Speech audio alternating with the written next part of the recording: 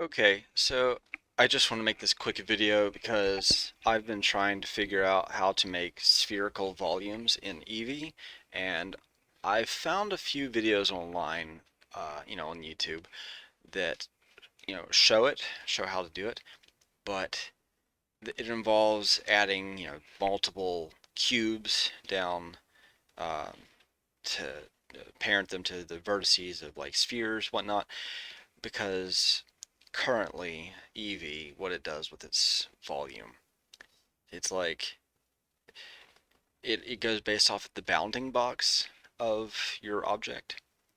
So like I have this scene right here and there's a cube floating here. If I took a sphere and brought it over here and I gave it a material, and let's say I gave it principled volume,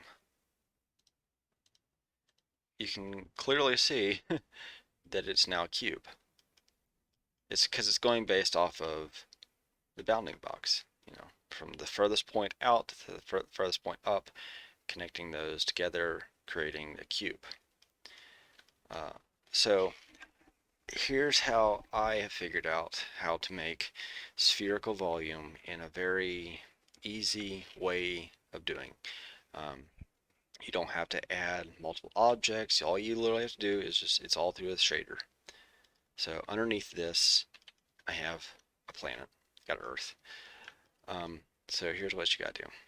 I chose a cube. You could do this with a sphere. You can do this with whatever shape you want. I chose a cube for this instance to show that it doesn't have to be based off of the bounding box. So I'm going to give it a material. This is going to be really, really quick. I don't want to make it too long. I'm going to give it a principled volume. And, as expected, you're going to get a cube because it's also based on the bounding box, and this is a cube. So what you need to do to make this spherical is you're going to want to go into your shader over here, and add down input texture coordinate. Now you want to go to converter vector math, change it from add to distance, and now you want to plug in the object of your texture coordinates into the main vector of the distance node, and you want to plug that into the density of your principled volume. Nothing's going to change yet, which is fine, because where the real magic happens is whenever you add down a color ramp in between it, and you flip your color ramp. Bam.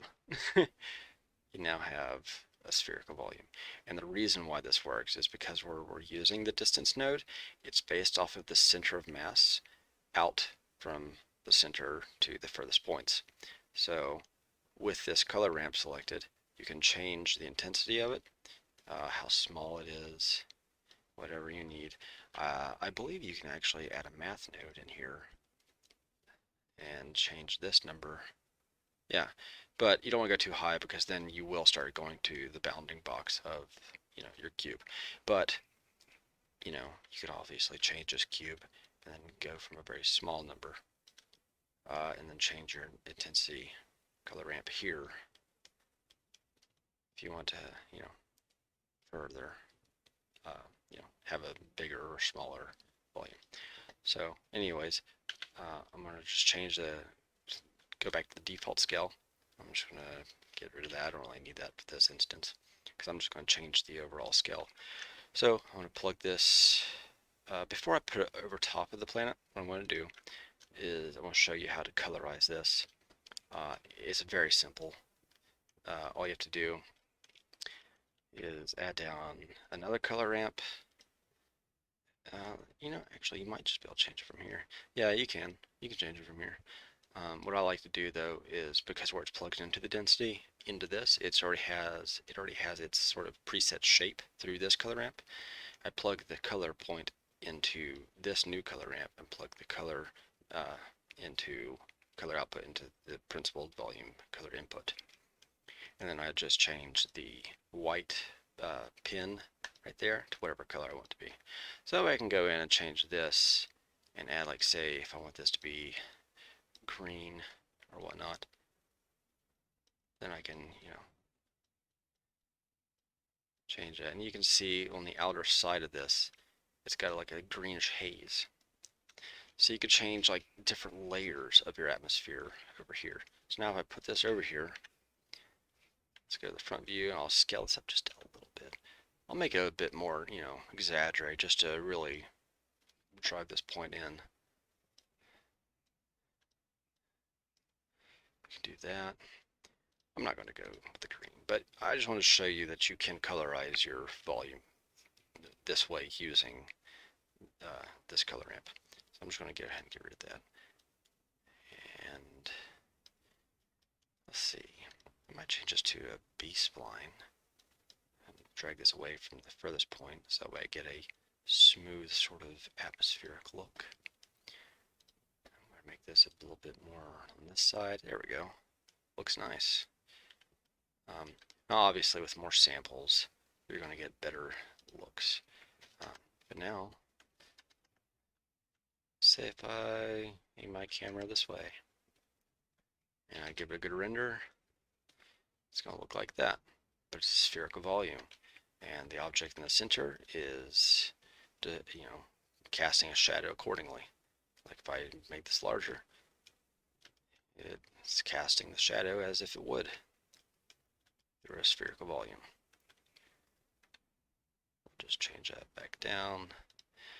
And you can do this too with a cloud system if you wanted to. I just went with the default picture here with Earth clouds, but you could make your own cloud system. All you have to do is just toy around with this, adding like noise textures, taking away the volume from where values are black, just whatever. You just gotta toy around with it, but really all you need is the texture coordinate, distance, color ramp. These are the three main things you need, but it has, remember, you got to flip this color ramp in order to make it spherical. And you just plug all that into your density. That's it. You don't have to add any extra shapes, vertices, groups, nothing like that. And, I feel like it's a pretty decent little render doing it like that. I use a plugin called Real Camera, and it lets me have like an autofocus thing. So whenever you're like animating with it, like when you're doing animations, it'll dynamically change the field of view for you. Quite a handy tool, if I do say so myself. The reason why it was doing that, by the way, that is something to keep aware of. It's not going directly to this because this volume has a bounding box and it's stopping at this point. So in this instance, you are going to have to sort of change your depth of field type thing. There you go. And you got a pretty decent looking atmosphere if you do it that way. And it only takes 3 nodes. Alright then, I don't want to make this video like insanely long. I just want to get to the point, and I feel like I've already spoken too much, so see you later.